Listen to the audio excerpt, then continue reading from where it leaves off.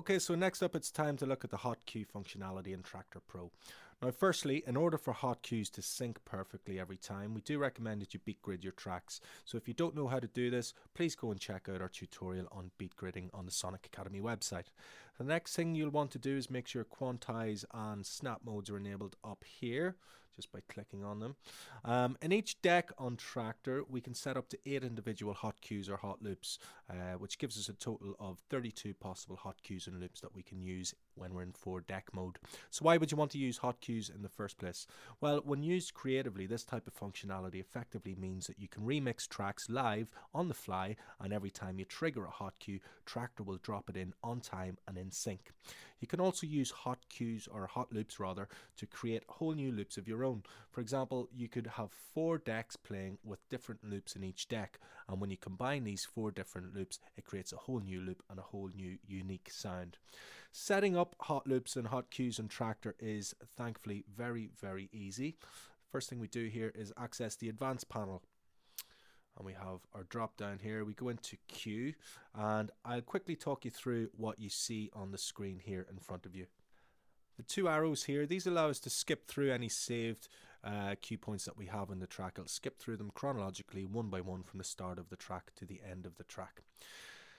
This drop down here, this allows us to name the cue point that we have set. You'll see mine is called Auto Grid. That's because when Traktor analyzes our music, it sets a beat grid marker on the very first cue point. So cue point 1 will generally be a beat grid marker.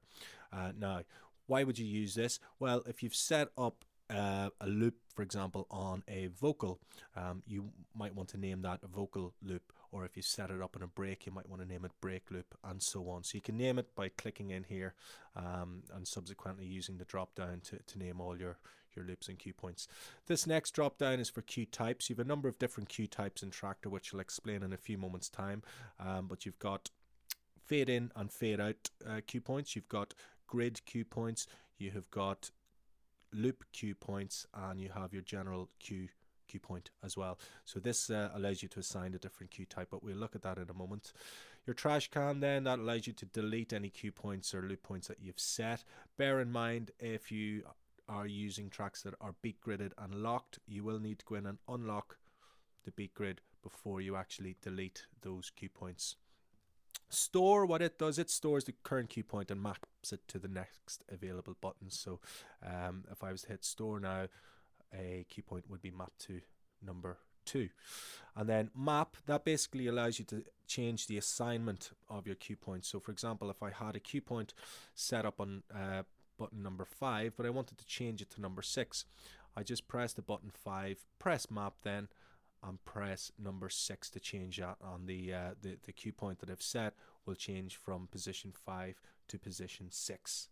So down the bottom here is where our 8 hot cue buttons are located.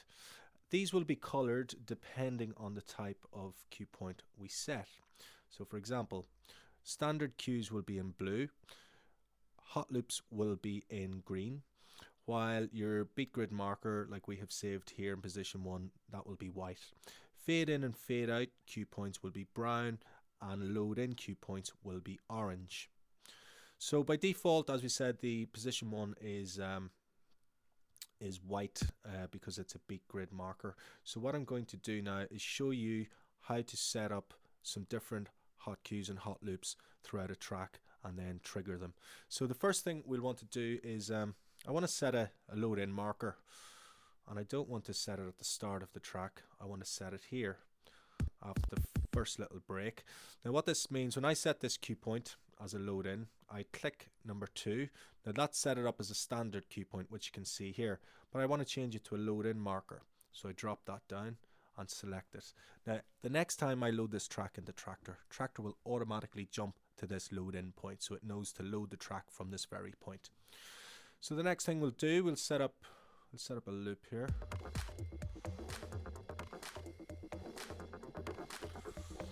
So I've selected a 4-beat loop. Now if you're not sure about looping, do check out our tutorial on looping on the Sonic Academy website. Now to convert that loop into a hot loop point, I just select 3. So that's going to be in position 3. Let's skip in a bit.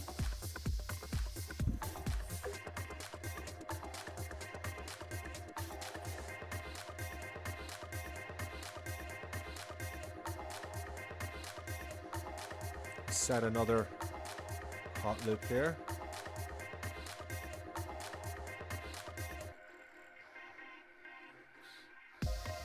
Set a hot cue there.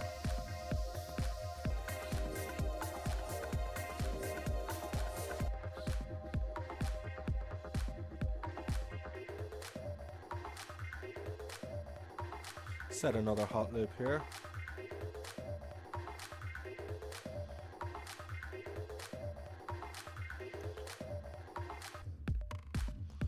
Set another one here.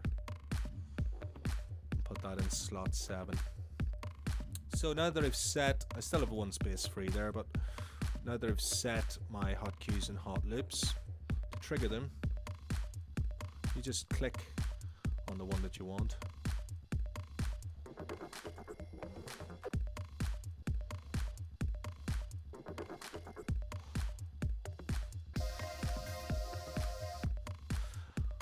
I can see Traktor jumps perfectly in time, perfectly in sync. There's another way of actually triggering these, which is by using the keys on your keyboard.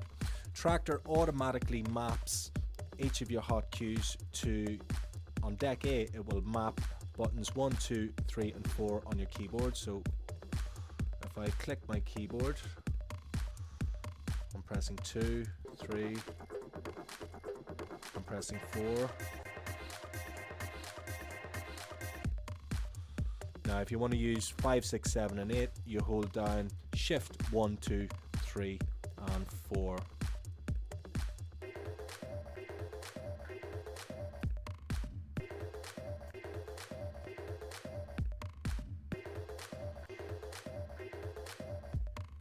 And so on. So it's very easy to get loops up and running. We'll have a look now when we press play on this other deck. We'll get loops going on both sides.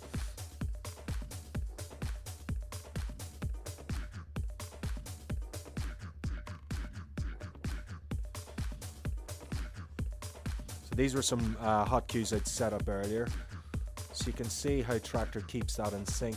Now to access the hot cues and hot loops on deck B using the keyboard, use keys QWER or Shift QWER.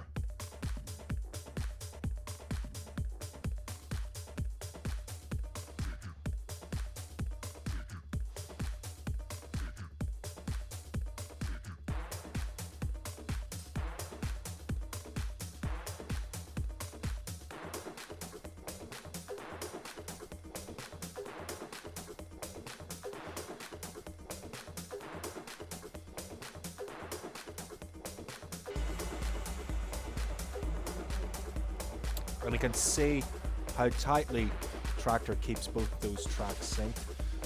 And of course, if you're using a MIDI controller like the Control X1, you have access to all these buttons on the controller. So that's effectively how you set up and use hot cues and hot loops in your tracks. You know, it's entirely up to yourself how creative you want to get with it. You know, the possibilities are pretty much endless. So in our next tutorial, we'll give you a look at looping and how that works in Traktor.